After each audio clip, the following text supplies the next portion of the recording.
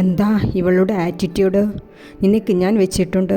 വൈകുന്നേരം കോളേജ് കഴിഞ്ഞ് വരുന്ന തൻവി സിറ്റൗട്ടിലുണ്ടായിരുന്ന അശ്വിനിയെ ശ്രദ്ധിക്കുക പോലും ചെയ്യാതെ അകത്തേക്ക് കയറിപ്പോയി. അവിടെ പോക്കും നോക്കി അശ്വിനി പിറുപിറുക്കുകയാണ്. ജാനു, ഗേറ്റ് തുറക്ക്. അശ്വിനി കാറുമെടുത്ത് പുറത്തേക്ക് പോയി. ആര്യ, നീ ഉറങ്ങിയില്ലേ? ഒരു ഉറക്കം കഴിഞ്ഞ് ഉണർന്നതും തൻവി കാണുന്നത് ലാപ്ടോപ്പ് തുറന്ന് വെച്ചിരിക്കുന്ന ആര്യയെയാണ്. ഇല്ല തനു, ഒരു പുതിയ ഗെയിം ക്രിയേറ്റ് ചെയ്യുകയാണ്. എന്താ ആര്യ, ഉറക്കം കളഞ്ഞിട്ടാണോ? തനു കണ്ണും തിരുമ്പി അവൻ്റെ അടുത്തേക്ക് വന്നിരുന്നു. പുതിയ ഐഡിയ ആണ് തനു, അത് പെട്ടെന്ന് ജോൺസന് സെൻഡ് ചെയ്യണം. ഇത് അപ്രൂവ് ആയാൽ സാലറി പിന്നെയും ഇരട്ടിക്കും. ഞാൻ ഇത് റെഡിയാക്കി വരാം, നീ ഉറങ്ങിക്കോ. ചായ വേണോ ആര്യ? വേണ്ട, എൻ്റെ കൊച്ചു ഉറങ്ങ്. ആര്യ അവളുടെ നെറ്റിയിൽ ഒന്ന് ചുംബിച്ചു. തനു ലൈറ്റ് ഓൺ ചെയ്ത് തലവഴി കംഫർട്ടർ ഇട്ട് കിടന്നു. ആര്യ അവളെ ഒന്ന് നോക്കി പുഞ്ചിരിയോടെ തൻ്റെ ജോലിയിൽ മുഴുകി. ആൻറ്റി, ഇത് കാറിനുള്ള ക്യാഷാണ്. അഡ്വാൻസ് ഞാൻ കൊടുത്തിട്ടുണ്ട്, ബാക്കിയുള്ളതാണ്. ആൻറ്റി ഇത് എടുത്തു വെക്കൂ. എന്തിനാണ് മോളെ ഇതൊക്കെ? ഇത്രയും വലിയ എമൗണ്ട് വീട്ടിൽ വെക്കുന്നത് സേഫ് അല്ല. അടുത്തിരുന്ന ചന്ദ്രൻ പറയുന്നുണ്ട്.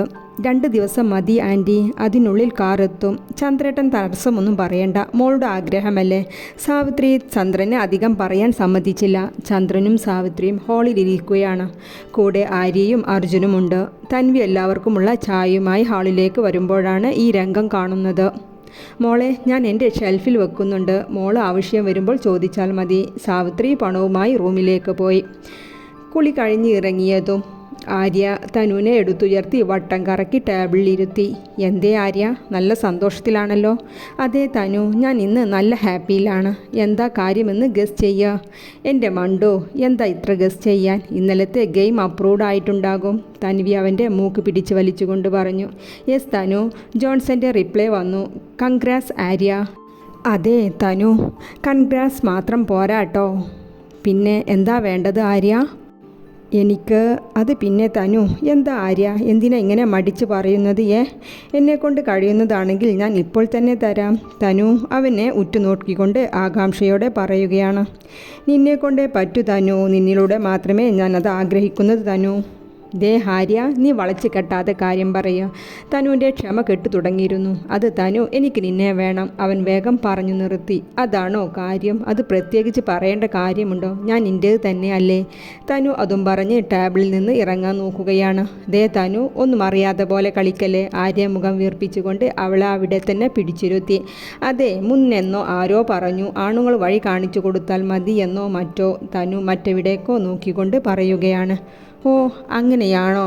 എന്നാൽ ഇന്ന് ഞാനെല്ലാം റെഡിയാക്കുന്നുണ്ട്. ഇന്ന് എൻ്റെ പെണ്ണ് എൻ്റേതാകുന്ന ദിവസമാണ് എല്ലാ രീതിയിലും. അയ്യോ വേണ്ട ആര്യ, എനിക്ക് പേടിയാണ്. താൻ വെപ്രാളത്തോടെ പറയുകയാണ്. അതിനല്ലേ ഏട്ടനുള്ളത്. എൻ്റെ പെണ്ണിൻ്റെ സമ്മതം മാത്രം മതി, ബാക്കിയൊക്കെ ഏട്ടൻ നോക്കിക്കൊള്ളാം. ആര്യ അവളുടെ ധാവണിയിൽ വെളിവായി കാണുന്ന ആലില വയറിലൂടെ കൈയിട്ട് അവളെ അവൻ്റെ മേലേക്ക് വലിച്ചടുപ്പിച്ചു. അവളുടെ ചുണ്ടിലായി മുത്തി.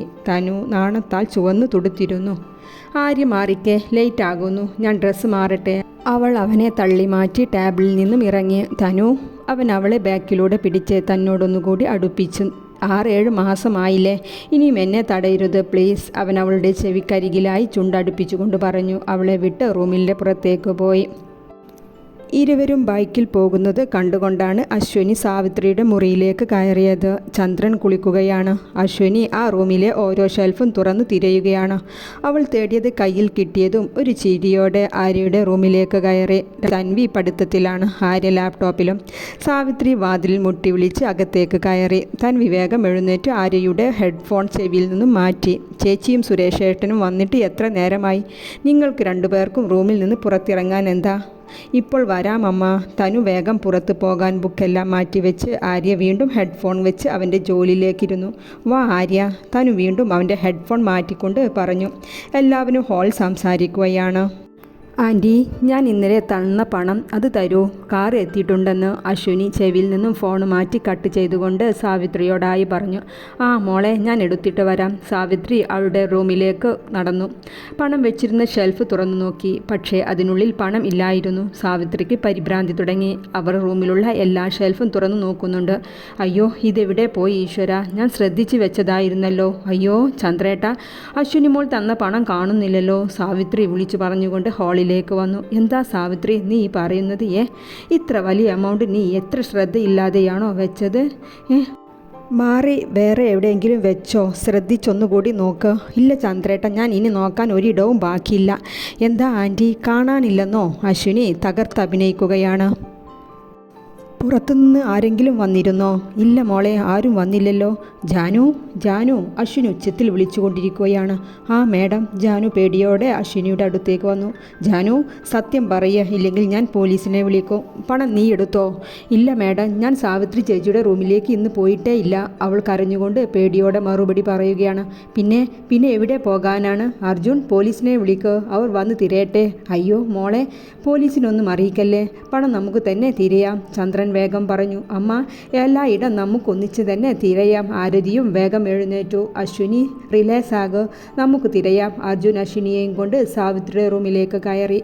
അവിടെ മൊത്തം തിരയാൻ തുടങ്ങി. ഇതെല്ലാം കണ്ടും കേട്ടും ആര്യയും തൻവിയും സോഫയിൽ നിന്നും അനങ്ങിയില്ല. ഞാൻ എല്ലായിടം നോക്കിയതാ അർജുൻ, അച്ഛന് പോലും അറിയില്ലായിരുന്നു ഞാൻ വെച്ച ഇടം. അയ്യോ, എവിടെ പോയി ഈശ്വര. സാവിത്രി തളർച്ചയോടെ ബെഡിലേക്കിരുന്നു. അമ്മ, ടെൻഷൻ ആവാതെ, ഈ റൂമിലില്ലെങ്കിൽ അർജുൻ മറ്റും റൂമെല്ലാം തിരയാം, അശ്വിനി പറഞ്ഞുകൊണ്ട് അർജുനെയും കൂട്ടി സാവിത്രിയുടെ റൂമിൽ നിന്ന് പുറത്തേക്കിറങ്ങി. എല്ലായിടവും അർജുനും കൂടെ നിന്ന് അശ്വിനിയും തിരയുന്നുണ്ട്. ഈ റൂം ആരുടേതാണ്? ആര്യയുടെ റൂം ചൂണ്ടിക്കൊണ്ടാണ് അശ്വിനിയുടെ ചോദ്യം. ഞങ്ങളുടെയാണ്, തൻവി അങ്ങോട്ട് വന്നുകൊണ്ട് പറഞ്ഞു. അശ്വിനി അവളെ ഒന്ന് നോക്കി അവരുടെ റൂമിലേക്ക് കയറി. ഓരോ ഇടവും അർജുനും തിരയുകയാണ്. എല്ലാം വലിച്ചിട്ട് തിരയുന്നുണ്ട്. അശ്വിനി തകർത്തഭിനയിച്ച് തിരയുകയാണ്. എവിടെയും കാണാത്തതും. അവസാനം അവൾ ഇവിടെ നോക്ക് അർജുൻ, കട്ടിലിൽ ചൂണ്ടിക്കൊണ്ട് പറഞ്ഞു.